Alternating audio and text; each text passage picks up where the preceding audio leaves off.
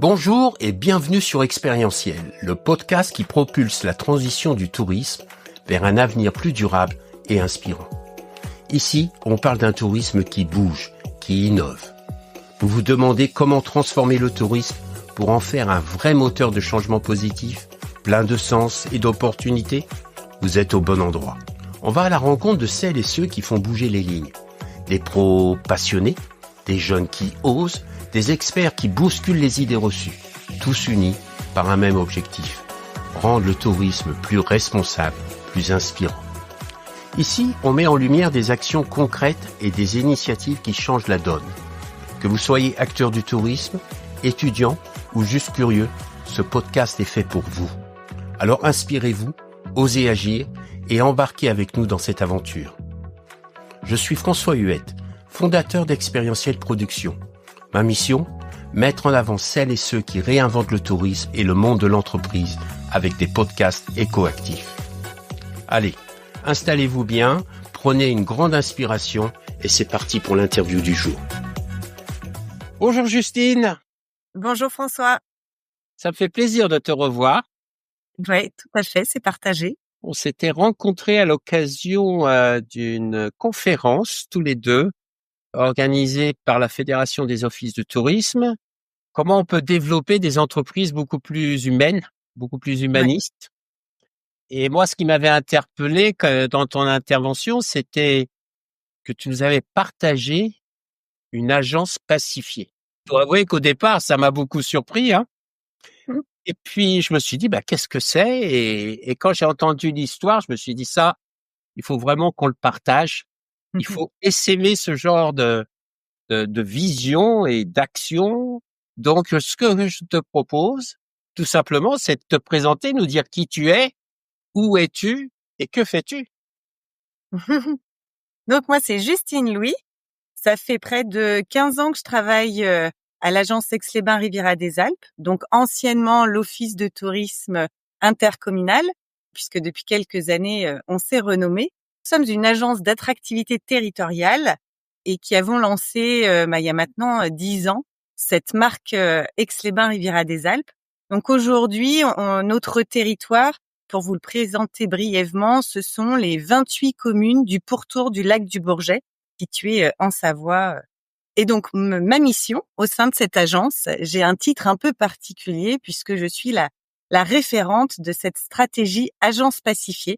Donc, c'est vrai que quand je présente ce titre, les gens me regardent un peu avec des yeux tout ronds en disant « mais c'est-à-dire, qu'est-ce que ça veut dire, agence pacifiée ?» Pourtant, dire un peu plus sur cette définition, ça date des années 2019 où on a commencé à mettre en place cette stratégie d'agence pacifiée. Alors c'est vrai que si tu regardes dans les moteurs de recherche et que tu tapes pacifié, ça n'existe pas. Bon, c'est quand même un mot qui évoque des relations pacifiées. En tout cas, nous, l'objectif de cette stratégie, c'était vraiment de replacer l'humain au cœur de notre projet d'entreprise. Derrière cette notion d'agence pacifiée, c'était aussi de faire en sorte que chaque collaborateur au sein de l'entreprise s'épanouisse dans son quotidien professionnel, entretienne des relations pacifiées avec ses collègues et puis aussi avec soi-même. Nous, vraiment, l'objectif de cette stratégie, c'était de faire en sorte que chaque collaborateur, encore une fois, se sente épanoui dans son quotidien pro, se sente bien. Donc forcément, cette stratégie agence pacifiée, quand j'ai pris l'émission, ça tournait vraiment autour du bien-être des collaborateurs. Comment faire en sorte que chacun se sente bien dans notre entreprise. Alors, pourquoi on a été amené à réfléchir à cette stratégie d'agence pacifiée? Si on remonte un peu en arrière, en 2019, on était dans une période qui était un peu difficile, en tout cas que l'office avait rarement connue dans les années précédentes, puisque c'était la première fois qu'on se retrouvait dans un contexte où on avait eu une coupe budgétaire très importante, puisqu'il avait fallu qu'on fasse 700 000 € d'économies en 3 ans. Et c'était en même temps l'époque où on venait de sortir notre marque Aix-les-Bains Riviera des Alpes. Donc, toujours plus d'actions, moins de personnes, moins de budget. Et c'est à ce moment-là où on a commencé à avoir des collaborateurs qui étaient plus en péril, des premiers burn-out. Et c'est pour ça qu'à un moment donné, notre directrice, qui est toujours notre directrice actuelle, Laurie Souvigné, qui a voulu prendre le problème à bras-le-corps et qui a présenté en comité de direction, qui leur a dit, voilà, si vous voulez garder une entreprise performante, si vous voulez pas aller droit dans le mur, à un moment donné, il va falloir qu'on se préoccupe du bien-être des collaborateurs. Et c'est comme ça qu'est née cette stratégie d'agence pacifiée. Encore une fois, donc pour replacer l'humain au cœur de notre projet d'entreprise. Et donc faire du bien-être des collaborateurs un vrai sujet et une vraie stratégie d'entreprise où on a dû mettre en place un plan d'action qu'on déroule et qu'on continue de construire depuis 2019. Toi, ton parcours, c'est quoi exactement? Moi, quand je suis arrivée, mes missions tournaient autour du tourisme d'affaires. Il faut savoir qu'on est l'un des plus gros offices de France, qu'on gère beaucoup d'équipements, notamment pour le compte de la ville d'Aix-les-Bains.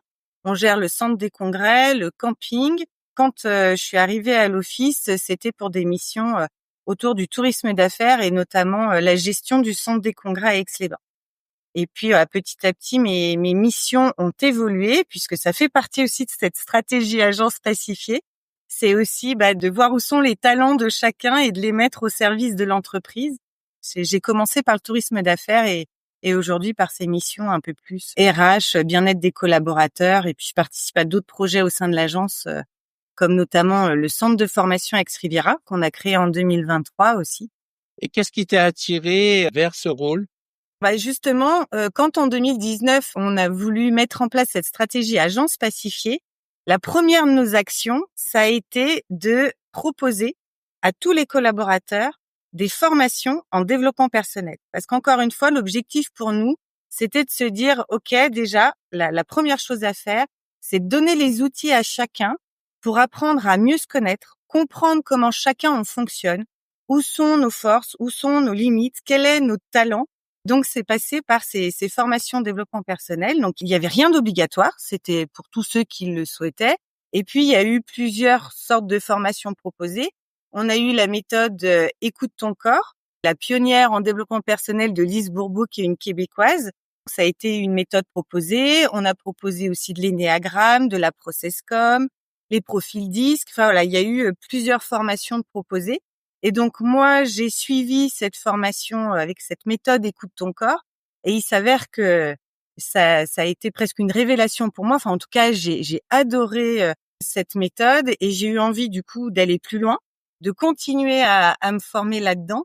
L'entreprise, en tout cas, m'a proposé de mettre ma formation à disposition de mes collègues. Et aujourd'hui, je suis leur coach à disposition sur leur temps de travail. S'ils ont besoin à un moment donné d'un petit coaching parce que il y a une tension, il y a un problème quelque part, ça peut être un manque de confiance, peur à prendre la parole en public, enfin peu importe les sujets.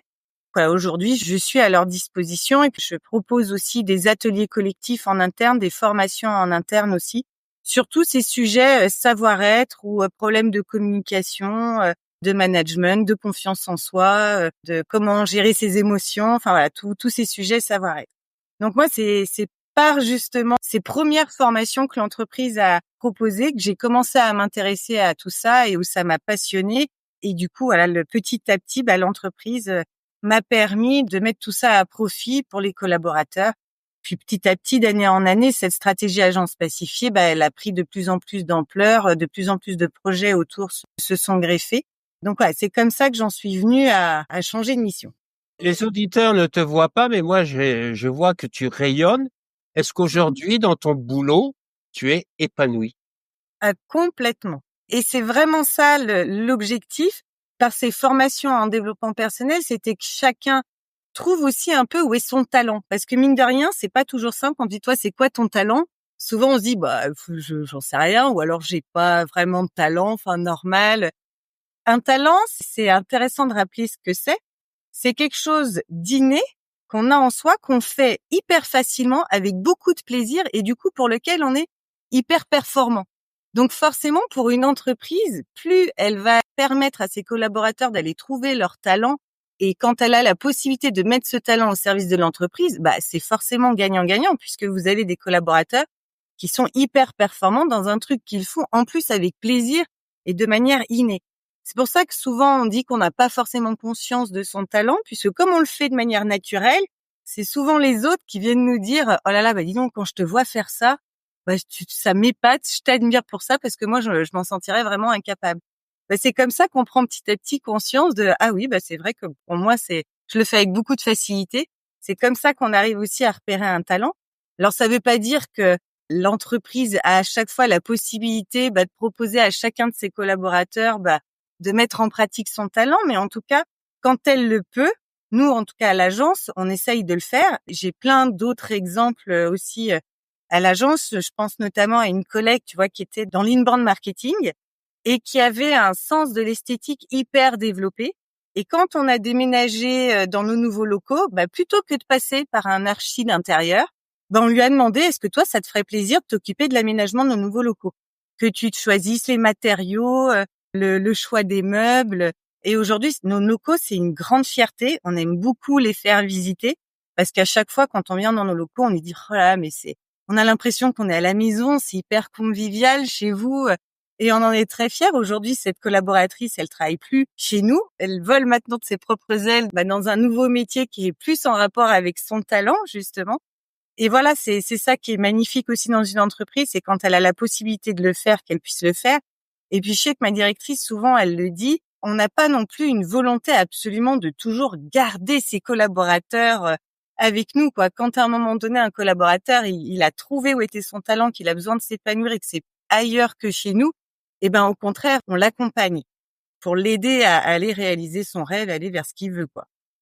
Quand vous avez fait cet exercice avec tes collègues, d'identifier ses talents, quelle a été leur réaction au départ? Ils ont été un peu surpris de quoi ils parlent, c'est quoi l'objectif? Ou ils avaient du mal déjà à les exprimer peut-être aussi? Oui, et puis encore une fois, quand on parle aussi de savoir-être, c'est important de ne pas forcer ou de rendre obligatoire. Parce que tu vois, ces formations en développement personnel, surtout quand tu es dans le milieu du travail, parler de développement personnel, tu as encore des réactions qui vont être de dire attendez, mais il y a le monde du travail et puis il y a le monde perso, c'est deux choses différentes. C'est pour ça qu'on n'a rien imposé. Depuis 2019, ce qui est sympa à voir, c'est de voir l'évolution de personnes qui au départ étaient plutôt fermées et qui petit à petit s'ouvrent à tout ça, viennent de plus en plus à mes ateliers, s'y intéressent ou demandent du coaching. Il faut laisser faire en tout cas, pas imposer. Dans la mise en place de cette démarche d'agence pacifiée, comment ça s'organise? Oui, parce que c'est vrai que le déploiement, il faut suivre un certain ordre, j'allais dire. Déjà, quand on parle de bien-être en entreprise, ce qui est intéressant, c'est de se dire qu'il n'y a pas une seule définition du bien-être. Ma propre définition va être différente de la tienne. C'est pour ça qu'à chaque fois qu'il y a des nouveaux arrivants, j'aime bien leur poser la question, pour toi, personnellement, qu'est-ce qui va faire que tu vas te sentir bien dans l'entreprise? En fait, chaque personne a un critère de bien-être qui va être différent. Il y en a certains, ça va être, moi, ce qui va être important pour moi, pour mon bien-être, c'est la libre organisation. J'ai besoin de flexibilité, de pouvoir m'organiser comme je veux. D'autres, ça va être une bonne ambiance de travail. Pour d'autres, ça va être le salaire. Pour d'autres, ça va être j'ai besoin de me sentir utile. Et donc, pour l'entreprise, la première chose à faire, c'est déjà un peu de faire ce diagnostic et d'aller interroger ses collaborateurs pour leur demander, vous, qu'est-ce qui est important pour vous, pour votre bien-être? Pour que derrière, l'entreprise, elle sache là où ça va être intéressant de poser des actions et de réfléchir pour justement répondre à ces critères bien-être. C'est tout bête, ça passe par du questionnaire de manière anonyme aussi pour que les gens se sentent à l'aise. Puis, on récolte cette donnée. Et donc, nous, ça a été ça, en fait, le travail qu'on a mis en place, ça a été d'imaginer différentes actions, de proposer des choses pour aller répondre à ces différents critères de bien-être. Par exemple, c'est vrai que souvent, on revenait beaucoup la flexibilité, la libre organisation. Aujourd'hui, on permet à nos collaborateurs de faire jusqu'à 2 jours de télétravail par semaine. C'est pas obligatoire, c'est ceux qui le veulent. Certains prennent juste une journée, une demi-journée, bref. Ça a été aussi l'annualisation de nos heures de travail. Aujourd'hui, notre temps de travail, on peut l'aménager comme on le souhaite, c'est-à-dire que les collaborateurs peuvent arriver entre 8h et 10h, partir entre 16h et 18h. Ils ont toujours leurs 35 heures hebdomadaires à faire, mais ils organisent leur journée comme ils le souhaitent. Et ça répond aussi à un besoin souvent qu'on entend aussi d'atteindre un bon équilibre entre vie pro, vie perso. Pareil pour les congés. Aujourd'hui, il n'y a pas besoin de demander la validation à un manager pour poser ses congés. On responsabilise beaucoup chacun des collaborateurs sur la pose de leur congé. On leur demande simplement de faire en sorte que ça ne mette pas à mal l'organisation de l'entreprise et qui est plus une communication entre collègues en se disant, moi, si je prends là, est-ce que ça te gêne? Est-ce qu'on peut s'organiser? On responsabilise et ça fonctionne super bien. Donc ça, c'est un exemple d'action qu'on a mis en place pour répondre à ce critère de libre organisation. Pour répondre après à un autre critère qui va être la montée en autonomie, on a aussi mis en place une nouvelle organisation interne. Alors c'est un mot un peu barbare, mais je crois que tu en as déjà entendu parler de ces entreprises qui sont organisées en holacratie. Ouais. Donc aujourd'hui, nous, c'est un mode d'organisation qu'on a adopté en interne. On en est venu surtout à opter pour ce mode d'organisation parce que on avait aussi, dans cette logique de faire monter en autonomie chaque collaborateur, on avait mis en place la possibilité pour chaque collaborateur de participer à des projets ou de mener des projets, de proposer un projet et de monter sa petite équipe autour de lui. Et donc, du coup, notre organisation qui était avant par service, qui était du coup très silotée, était moins bien adaptée à cette organisation en mode projet qu'on avait en tête. Donc, c'est pour ça qu'on est passé sur ce mode holacratie. Pour en dire juste un mot, l'idée, c'est que dans l'entreprise, on dit que une personne a plusieurs rôles, ou alors un rôle est tenu par plusieurs personnes. Mais voilà, c'est une organisation par rôle. L'intérêt, c'est de savoir vraiment qui fait quoi. Et du coup, quand on est leader d'un rôle, puisqu'il y a vraiment aussi cette notion de responsabilité derrière, je suis leader de mon propre rôle, de mes propres rôles, à quoi il sert ce rôle? Il a une raison d'être, il a des redevabilités, mais je suis responsable sur le comment. Comment je vais mettre en place mes actions pour répondre à mes redevabilités, à ce qu'on attend de moi? Ça, c'est ma propre responsabilité. Je suis leader dans mes rôles. Je suis aussi responsable des tensions que je peux prendre conscience. Donc, des tensions que ça peut être dans mes relations humaines avec mes collègues, peu importe la tension, mais j'en suis responsable à partir du moment où j'en prends conscience. C'est de ma responsabilité de faire en sorte de lever cette tension. Donc pareil, derrière, ça a été pour nous l'opportunité aussi de proposer plusieurs formations à tous les collaborateurs sur la communication non violente, comment faire un feedback. Ça, pour moi, c'est hyper important, ce genre de formation, puisque si on regarde dans une entreprise, la plupart des problèmes, quand il y a des tensions, c'est souvent derrière des problèmes de communication. Donc c'est vrai que ces formations, j'ai trouvé ça hyper utile et on continue de faire beaucoup de piqûres de rappel. J'ai constaté aussi que dans certaines entreprises, ces formations, elles étaient souvent réservées qu'aux managers. Comment faire des recadrages, des feedbacks, la communication non violente, tout ça. Pour moi, c'est peut-être une erreur. Chaque collaborateur, qu'il soit manager ou pas, peu importe, tout le monde devra avoir accès à ce genre de formation.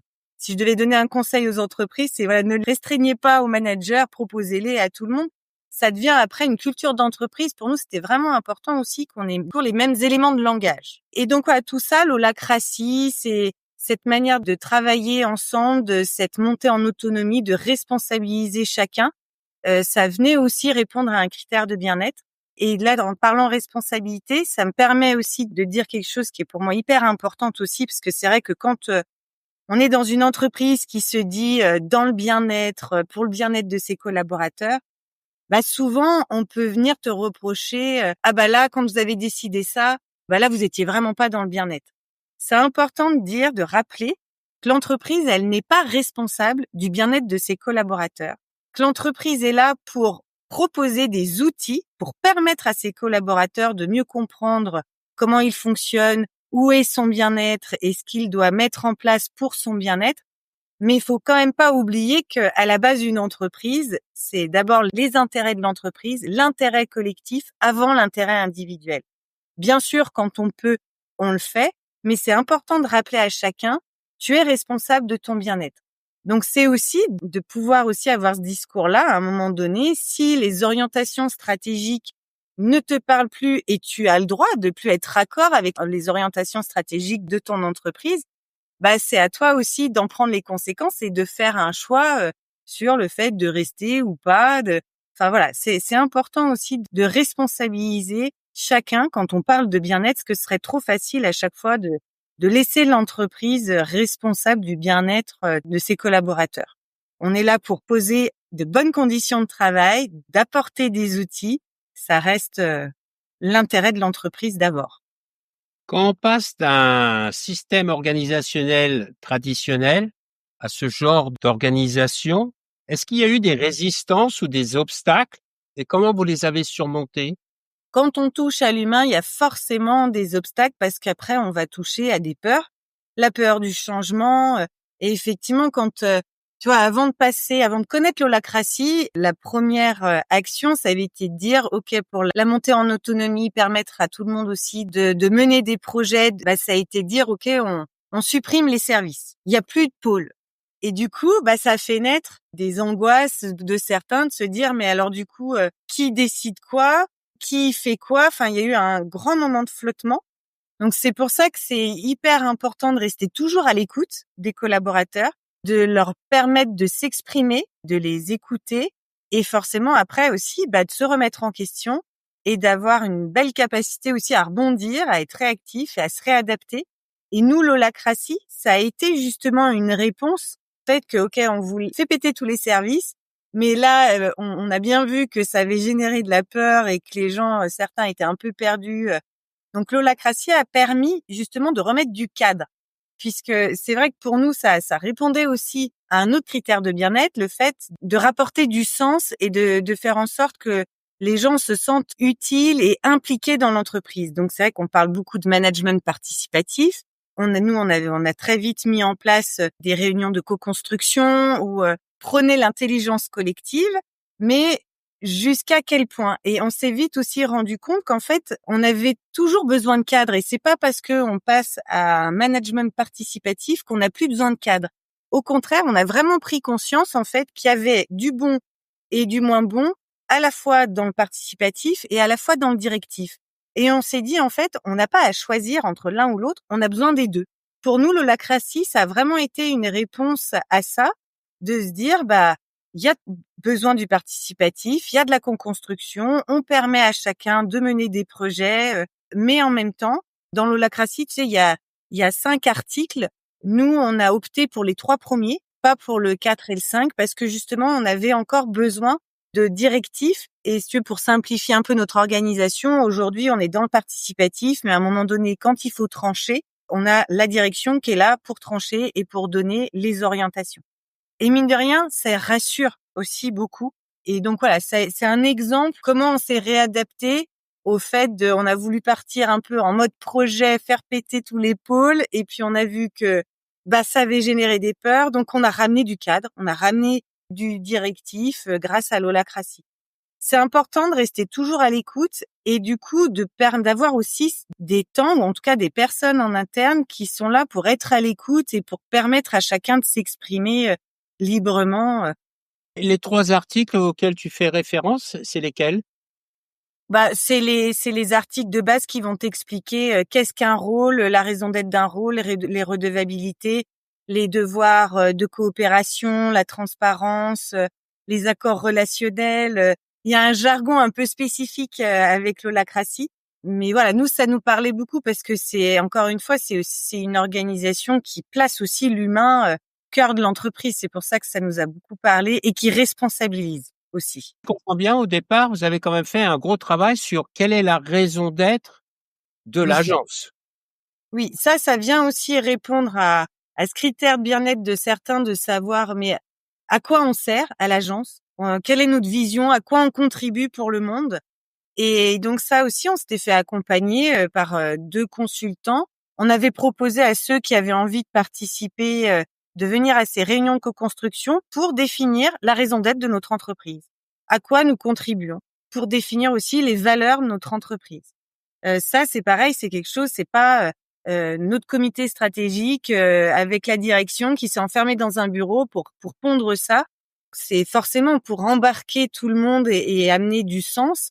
C'est hyper important à chaque fois de le faire en co-construction et de proposer à ceux qui le souhaitent de participer à ces réflexions stratégiques. Et aujourd'hui, c'est toujours le cas. Quand il y a des nouveaux projets, on a ce qu'on appelle les appels à projets où on demande à tous les collaborateurs qui le souhaitent, est-ce que vous avez envie de participer à ce projet-là et à vivre cette aventure. En matière d'équité, c'est pas toujours simple en fonction aussi des métiers de pouvoir proposer à tout le monde de participer à des projets. Tu vois, je pense notamment à mes collègues qui sont conseillers en séjour, à l'accueil. bah, c'est vrai que pour eux, le télétravail, l'aménagement des horaires, quand t'es en front et que t'as des horaires d'ouverture et de fermeture, c'est un peu compliqué. Bah, c'était simplement la parenthèse pour dire qu'il y a quand même toujours des solutions. Et si eux, par exemple, bah, on leur a permis, dans leur emploi du temps déjà, d'avoir une journée de dossier par semaine, par personne, pour leur permettre de pouvoir participer à d'autres projets. Ils peuvent pas faire de télétravail, mais pendant la saison estivale, je pense qu'il y a peu de conseillers en séjour qui ont cet avantage-là, d'avoir la possibilité de poser 8 dimanches dans l'été de fériés plutôt qu'un lundi, enfin, que des jours de semaine, quoi. Donc, ouais, on essaye toujours aussi d'avoir en tête l'équité et de s'adapter, de trouver des solutions aussi en fonction de chaque métier. Alors, vous avez des parties prenantes au-delà des salariés de l'agence. Moi, ma question, c'est comment cette approche a été perçue par ces parties prenantes qui peuvent être aussi bien les élus, les partenaires, les prestataires, les Mmh. professionnels du tourisme. Comment ils ont regardé cette approche? Est-ce que ça leur a donné envie et aujourd'hui, ils s'engagent dans une démarche qui y ressemble? Certains, ils ont eu peur. Comment ça se passe? Alors déjà, nous, au départ, quand on a voulu mettre en place cette stratégie agence pacifiée, Laurie, notre directrice, elle a dû présenter ce projet et le faire valider en comité de direction. Donc notre comité de direction, il est composé justement d'élus et de sociopros. Donc ça a été la première étape et ça a été hyper bien accueilli. Il y a pas eu de soucis particuliers. C'est vrai qu'aujourd'hui, ce qu'on essaye de faire, c'est d'aller essayer de quantifier les résultats de cette stratégie et d'avoir des indicateurs derrière pour essayer justement de montrer aussi les bienfaits de cette stratégie pour l'entreprise. C'est pas simple parce que quand on parle de savoir-être, tu vois, il y a certains indicateurs qui sont pas forcément parlants parce que si on dit un des indicateurs, ça pourrait être le turnover. Est-ce que depuis que vous avez mis en place cette stratégie, il y a moins de turnover dans l'entreprise? Bah nous, c'est pas un indicateur qui est pertinent pour nous parce que étant donné qu'on a beaucoup de saisonniers, forcément le turnover, on en a. Et il faut aussi vivre avec son temps. Et aujourd'hui, les jeunes d'aujourd'hui ont besoin aussi de multiplier les expériences. Et puis nous, on a aussi pas forcément la volonté de garder absolument nos collaborateurs. C'est ce que je te disais tout à l'heure, quoi. On les veut les voir épanouis. S'ils trouvent leur talent ailleurs, on va plutôt les accompagner. Pour nous, c'était un indicateur qui était pas forcément pertinent. Là, ce que je souhaite mettre en place, c'est plutôt de récolter plusieurs indicateurs différents pour pouvoir en faire quelque chose. Alors, il y a le critère d'ancienneté, il y a le critère surtout aussi Great Place to Work, on a été labellisé, mais c'est aussi ces questionnaires un peu de satisfaction que tu peux faire passer en interne pour aller évaluer un peu le bien-être de chaque collaborateur. Voilà, ça peut être aussi, tu vois, des indicateurs de cooptation. Est-ce que dans ton entreprise, quand il y a des embauches, si tu as en interne tes collaborateurs qui sont tes premiers ambassadeurs et qui vont encourager leur entourage à venir travailler dans ta boîte, tu peux te dire que c'est un indicateur de bien-être. Tu vois, c'est d'aller chercher plusieurs indicateurs qui ensemble, mis bout à bout, vont te permettre de dire que voilà, on est une entreprise où il fait bon de travailler, quoi. Depuis 2019, vous avez engagé cette démarche, donc ça fait pratiquement 6 ans. Quels sont les grands bénéfices que vous en tirez de cette transformation? Est-ce que vous arrivez à l'identifier, à le quantifier, à le visualiser, à le ressentir? Justement, pour faire la boucle avec ta question précédente sur nos parties prenantes, c'est de voir l'effet aussi que ça fait vu de l'extérieur. C'est-à-dire, tu vois, les sociopros, les entreprises du territoire, quand on est amené à faire des interventions chez eux, les retours qu'on a sont super positifs. Et nous, l'objectif, c'est vraiment de multiplier ce modèle dans les entreprises du territoire parce que pour nous, c'est ce qui va rendre aussi une entreprise attractive. C'est pas que la performance financière, on a besoin aussi de l'humain pour être performant. Et pour nous, c'est l'objectif, c'est vraiment que ce modèle se multiplie sur notre territoire, donner envie aux autres de faire pareil. C'est vraiment là notre objectif. Effectivement, quand on voit comment c'est reçu à l'extérieur, c'est encourageant et motivant, quoi. Il y a sûrement des dirigeants qui écoutent ce podcast. Quels conseils tu leur donnerais pour les encourager à s'engager dans ce type de démarche? Étant donné le contexte actuel qui est déjà hyper anxiogène, on passe la plus grande partie de notre vie aussi au travail. Donc pour moi, ça reste quand même incontournable. Notre but sur Terre, pour moi, c'est d'être épanoui. Donc c'est hyper important de l'aide du coup au travail. Et puis encore une fois, plus les dirigeants vont être à l'écoute de leurs collaborateurs et plus ils vont leur permettre de toucher du doigt leurs talents, et plus de toute manière ce seront des collaborateurs qui seront performants et donc performants pour leur entreprise. Donc pour moi c'est tout gagnant quoi. Et puis c'est derrière l'image aussi de l'entreprise que ça renvoie. Forcément, on parle de la marque employeur. Effectivement, encore une fois, c'est ce qui permet aussi à une entreprise d'être attractive, de montrer une belle image avec des belles valeurs. Mais c'est pas tout d'avoir des belles valeurs, faut les incarner et c'est au quotidien. Et ça veut pas dire que c'est tout rose tout le temps, parce qu'encore une fois, à partir du moment où on touche à l'humain, ça veut pas dire qu'on éradique les problèmes, pas du tout. Nous aussi, on en a dans le quotidien, mais c'est sa capacité à les écouter et à chaque fois à se remettre en question et à rebondir. L'agence pacifiée, ce n'est pas un terme bisounours. Il y a vraiment quelque chose derrière qui est vivant, qui est incarné. Tu m'as dit que vous aviez fait la convention des entreprises pour le climat. Quelles sont les prochaines étapes pour vous pour aller encore plus loin? Justement, tu vois, la semaine dernière, on a eu notre séminaire d'entreprise. On a passé 2 jours. C'est la première fois qu'on faisait un séminaire immersif avec une unité. Et la thématique de ce séminaire, c'était justement le tourisme régénératif, puisque ma directrice et puis une de mes collègues, notre référente à la RSE, toutes les deux ont participé donc à cette convention des entreprises pour le climat. Donc, j'ai pas suivi le parcours qu'elles ont suivi elles pendant 10 mois, mais en tout cas, ce séminaire, ça a été l'occasion pour elles d'embarquer tout le monde dans ce nouveau projet de tourisme régénératif et de mettre en place pour le territoire une économie régénérative. En 2 mots, si tu veux, c'est ne pas se contenter de limiter son empreinte carbone, c'est d'aller beaucoup plus loin avec ce projet de tourisme régénératif, c'est de faire en sorte que demain, que le tourisme soit bénéfique pour le territoire et qu'il vienne répondre aux besoins de nos territoires. Ça va encore plus loin, le tourisme régénératif. Il y a tout à construire, mais c'est un super beau projet, hyper en phase avec nos valeurs, qui va aussi nous permettre d'anticiper le monde de demain et de commencer dès à présent à s'organiser pour encore une fois faire face à ce qui va arriver.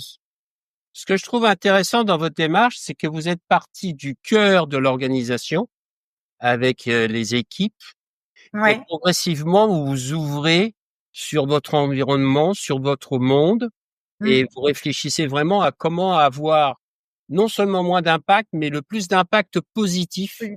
Ouais. Et je trouve que cette croissance, cette évolution est très intéressante et intelligente. Pardon, excuse-moi, je te coupe, François. C'est vrai que ça, c'est quelque chose que notre directrice Laurie Souvigné nous a toujours dit aussi. C'est que avant d'aller donner des leçons aux acteurs de notre territoire, soyons déjà nous-mêmes, essayons déjà nous-mêmes d'être exemplaires et nous expérimentons.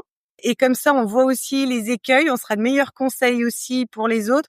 Donc c'est aussi une démarche qui me semblait tout à fait pertinente déjà de commencer par nous-mêmes et ensuite d'aller le déployer le plus possible sur notre territoire. Ouais. Et c'est vrai parce que tout changement commence par soi. Oui, exactement. Alors, ce que je te propose maintenant, Justine, pour terminer cette interview, c'est peut-être de faire un petit clin d'œil à Zoé. Donc, je t'invite qu'elle vienne à côté de toi. Elle est là. Zoé est une étudiante en seconde, c'est ça?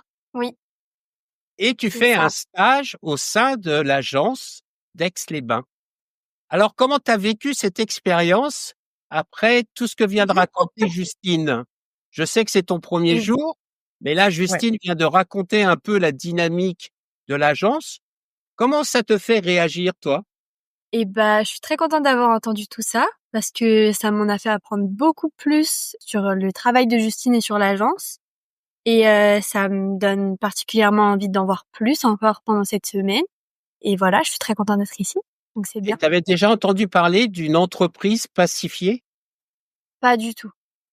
Pas du tout. J'en avais jamais entendu parler avant. Mais je trouve ça hyper intéressant. Tu trouves ça bizarre? Ça sort un peu de l'ordinaire quand même. C'est vrai que ça sort de l'ordinaire. C'est pas forcément bizarre, je trouve ça bien. Je trouve que c'est quelque chose qui devrait être envisagé dans d'autres entreprises que celle-là. Et c'est une bonne idée, une bonne volonté qu'ils ont eue en 2019 du coup. Pourquoi tu fais ce stage au sein de l'agence? Qu'est-ce qui t'a attiré? C'est une agence qui a plein de choses à voir, plein de choses à apprendre, beaucoup de rôles, beaucoup de personnes qui font des choses différentes. Et j'ai pensé que je pourrais en apprendre plus. T'aimerais faire une carrière dans le tourisme? Je sais pas, peut-être. Ouais. Peut-être. Puis t'as plein de temps pour choisir. Merci beaucoup Zoé pour ton partage et ton témoignage. Merci Merci beaucoup à vous. Justine pour cet échange très riche. Et voilà, c'est déjà la fin de cet épisode expérientiel. On espère qu'il vous a donné envie d'agir, de réfléchir ou simplement de voir le tourisme autrement. Si ça vous a plu, partagez-le autour de vous, parlez-en ou laissez-nous un petit commentaire ou des étoiles. Ça compte beaucoup pour nous. On se retrouve très vite pour de nouvelles rencontres avec celles et ceux qui bougent les lignes et font du tourisme une vraie force positive. Merci de nous avoir écoutés, prenez soin de vous et surtout, restez inspirés.